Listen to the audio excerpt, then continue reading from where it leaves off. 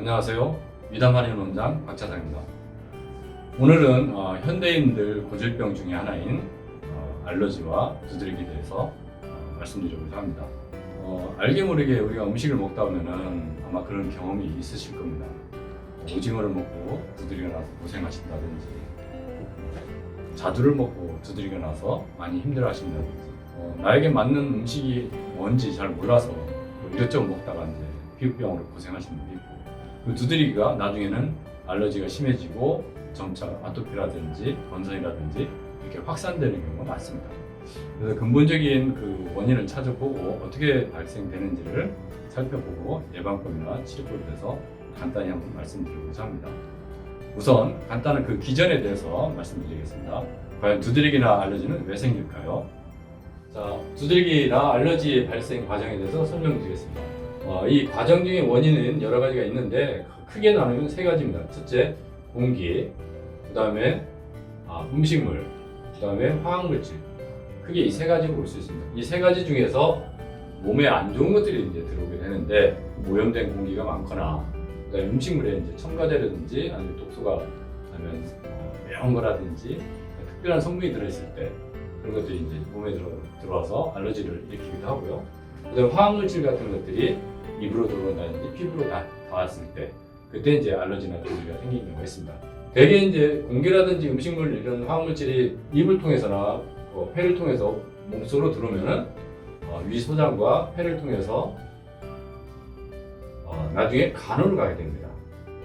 간으로 들어가면은 우리의 모든 피라든지 음식물이나 이런 여러 가지 찌꺼기, 오염물질 이런 것들, 독소, 약물 독소도 포함합니다.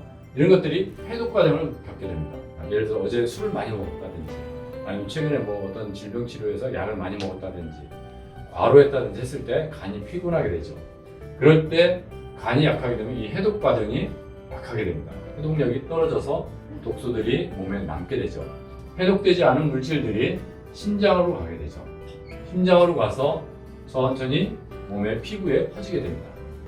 피부에 퍼지면은 피부가 이런 독성이나 알러지 물질을 해독하기 위해서 민감한 반응을 일으키는데, 그때 마침 히스타민이라는 성분이 나옵니다. 우리가 이제 잘못 알고 있는 것들이 뭐냐면 히스타민 하면 나쁜 거라 생각하는데 사실 그게 아니에요. 피부에 나타난 독성이나 이런 유독물질을 제거해 주는 게 바로 히스타민 성분입니다. 근데 이게 분비돼서 해독을 할 때 그 과정 중에 가려움증이 생기겠죠. 그 사람들이 그 과정에 가려움증을 못 이겨서 약을 바르게 되는데 그 항히스타민제라고 합니다. 먹는 약도 물론 항히스타민제가 있고요. 바르는 거에도 항히스타민제가 있습니다. 그걸 이제 항히스타민제가 분비가 돼서 피부에서 해독을 하려고 하는데 그때 가려우니까 사람들이 긁게 되죠. 그러면서 피부에 두드리가 나오고 알러지가 발생되면서 가려움이 심해지는 겁니다. 여기에 정도에 따라서 많이 긁게 되면 피가 나듯이 상처가 나기도 하고, 또 2차 감염이 돼서 나중에는 아토피라든지 건선 이런 등의 고질병으로 진전되는 경우가 많습니다. 그래서 전체적인 과정을 다시 한번 말씀드리면, 우리 음식물이나 공기라든지 화학물질 이런 것들이 위 소장, 그 다음 폐를 통해서 간으로 들어와서 해독이 돼야 되는데 안 됐을 때, 그 다음에 그 해독되지 않은 물질들이 심장에 들어왔고 심장을 통해서 온몸으로 퍼지고 피부로 퍼졌을 때 히스타민제가 분비돼서 해독을 하는데 그때 가려움증이 나타나고 알러지가 나타나고 두드리기가 발생하는 겁니다. 그때 이제 긁게 되거나 해서 많이 사람들이 힘들어 하는데, 이 과정 전체가 두드리기나 알러지가 발생하는 과정이면서 이것이 잘 안 낫고 자꾸 반복됐을 때 그때 만성적으로 아토피라든지 건선 쪽으로 갈 수 있는 확률이 굉장히 높습니다. 중요한 거는 우리가 치료할 때 이 항히스타민제라는 걸 먹게 됩니다. 항히스타민제를 먹게 되는데, 이거는 뭐냐면 히스타민이 나오지 않게 해서 가려움증, 소양증을 없애주는 거죠, 일시적으로. 그런데 이거는 문제점이 뭐냐면 근본적으로 해독 과정을 중단시키는 겁니다. 그럼 어떻게 되겠습니까? 나중에 그 물질이 피부에 이렇게 독성 물질이 남아 있다가 항히스타민제가 가서 이걸 없애줘야 되는데, 이게 없애주지 않고 그냥 그대로 남아 있는 거예요. 항히스타민이 안 나오니까. 그러면 이게 어느 순간 또 올라오게 되는 거죠. 항히스타민제 효과가 떨어지면 한 2, 3일 있다가 또 올라오고 2, 3일 있다가 또 올라오고 그래서 항히스타민제 중독이 되면 나도 만성 피부 질환이 되는 거죠. 그래서 여러 가지 악성 질환으로 전이가 되는 거기 때문에 이 과정을 좀 잘 알고 계시고 어떻게 치료해야 될 건가 염두에 두고 근본적인 해결을 해야 됩니다. 그렇다면 근본적인 해결은 어떻게 하냐? 첫째, 맑은 공기가 좋겠죠. 그런데 공기는 워낙 우리가 특정 다수가 그냥 똑같이 쐬는 거니까 크게 간섭하기는 어렵지만 우리가 주의할 수 있는 거는 이제 화학물질이라든지 음식물입니다. 특히 대부분은 이제 알러지나 두드리기는 음식물로 옵니다. 그래서 음식물을 첫째 조심해야 된다는 거죠. 그럼 어떤 음식물을 먹지 말아야 되냐? 일단 자극이 강한 음식이겠죠. 예를 들어서 매운 고추라든지 고추. 그다음에 우리가 식품 첨가제 있죠. 첨가제, 식품 첨가제가 많이 들어가는 음식들. 그러면 이제 화학 성분들이 많기 때문에 특히 어린아이라든지 좀 간이 약하거나 예민한 분들은 이런 첨가제에서 예민하게 반응합니다. 예를 들어서 어떤 사람은 뭐 초코우유를 먹었더니 막 알러지가 생기는 분이 있고 어떤 사람은 멀쩡한 분이 있어요. 그 차이는 간의 해독 능력 차이입니다. 물론 이제 장하고도 관련이 있지만은 그래서 그런 것들이 적은 물질, 적은 음식, 담백하고 크게 불순물들이 많이 안 들어가 있을 수 있고 그 다음에 이제 가공이 많이 안 된 그런 음식을 들어서 깨끗한 음식이 들어와야 그것들이 우리가 영향이 돼서 몸에 퍼지게 되면 특별히 두드리기나 알러지를 일으키지 않게 되죠. 그 과정을 우리가 해부도를 보고 다시 한번 살펴보겠습니다. 자, 이제 해부도를 보고 음식물들이 어떤 과정을 통해서 피부에 알러지를 일으키는지 간단하게 보기 좋게 설명을 해드려보겠습니다. 일단 우리가 음식을 먹으면은 위장으로 들어오겠죠. 위장에 들어와서 소장을 거쳐서 여기서 영양분이 따라서 간으로 가게 됩니다. 영양분이 갈 때 이때 이제 소장이 약하거나 위가 약하거나 장이 약했을 때 혹시 장에 상처가 생기거나 하면은 영양분만 오는 게 아니라 들어오는 게 아니라 그때 불순물도 같이 들어옵니다. 오염물질이라든지 독성물질 이런 것들이 같이 타고 들어와서 간으로 가게 되죠.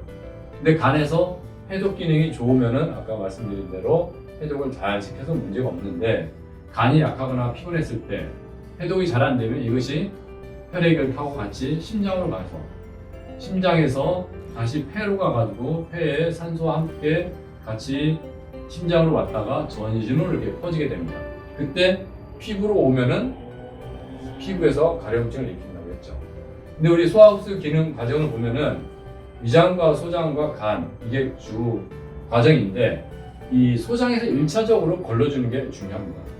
우리가 담적병을 이제 치료할 때 우리가 담이라고 하면 일단 몸의 체내에 쌓이는 불순물이라든지 어떤 오염물질, 독성 이런 것들을 통틀어서 이제 말씀을 드리는데 그런 것들이 위장에서 1차적으로 걸러주면 좋습니다. 근데 장이 약해서 걸러주지 못하는 경우가 있고 상처가 있어서 못 걸러주게 되죠. 그런 것들이 타고 올라와서 간에서 뭉치게 되죠. 그럼 간에서는 지방간이 생기기도 하고 독성이 쌓여서 나중에 간경화도 생기기도 하고 여러 가지 트러블을 일으키죠. 근데 여기서 끝나는 게 아니라 심장을 통해서 또 전신을 퍼져서 피부나 근육에도 이런 것들이 쌓인다는 거예요. 그 중에 증상이 하나가 알러지나 두드리기라는 거죠.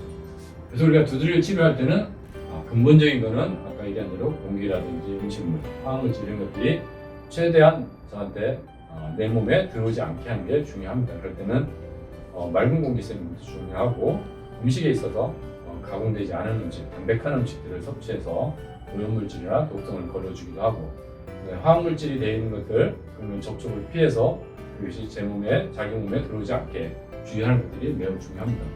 치료 과정에서 우리가 항히스타민제나 이런 임시적인 치료에만 얽매일 게 아니라 근본적으로 해결할 수 있는 간 기능 개선이라든지 장의 기능이 개선이 돼서 독성물질이 들어와도 여기서 걸러줄 수 있는 능력을 키우면 근본적으로 두드리기라든지 알러지 증상을 잡을 수 있다고 생각합니다. 만일에 식생활을 잘 관리했어도 두드리기가 계속 진행되고 알러지가 발생한다면은 좀 더 우리가 적극적으로 치료를 해야 되는데 그때 가장 중요한 것이 위장하고 소장, 그다음에 간 이 세 가지 장기입니다. 저희가 이제 치료할 때는 어떤 방식을 치료하냐면 물론 중요한 건 음식을 조심하면서 이 위장하고 장의 기능을 활성화시켜 줍니다. 그래서 상처난 세포 이런 것들을 회복시켜 주고 소화흡수를 충분히 해주고 장의 순환 기능을 도와서 몸에 쌓여있는 독소를 빼줍니다. 그리고 간의 기능을 개선시켜서 간의 해독 기능을 활성화시켜줍니다. 그러면서 식이요법을 잘 하고 적당한 운동과 같이 함께 진행하게 되면은 피부로 갈 수 있는 독성들이 많이 빠지게 되죠. 독성 물질들이 피부로 전달되는 게 사라지게 되면은 당연히 두드러기나 알러지는 발생하지 않습니다. 그래서 적극적으로 치료하고 싶은 분들은 위장과 소장, 그다음에 간, 이 세 가지 장기의 기능을 보살펴 주면서 치료에 적극적으로 해주시면은 두드러기와 알러지의 근본적인 해방이 될 수 있다고 봅니다. 오늘 말씀드린 걸 잘 참고하셔가지고 앞으로 식생활이라든지 이걸 좀 더 조심하시고 생활관리 같이 병행하셔서 근본적으로 두드러기와 알러지에서 탈출하시길 바라겠습니다. 감사합니다.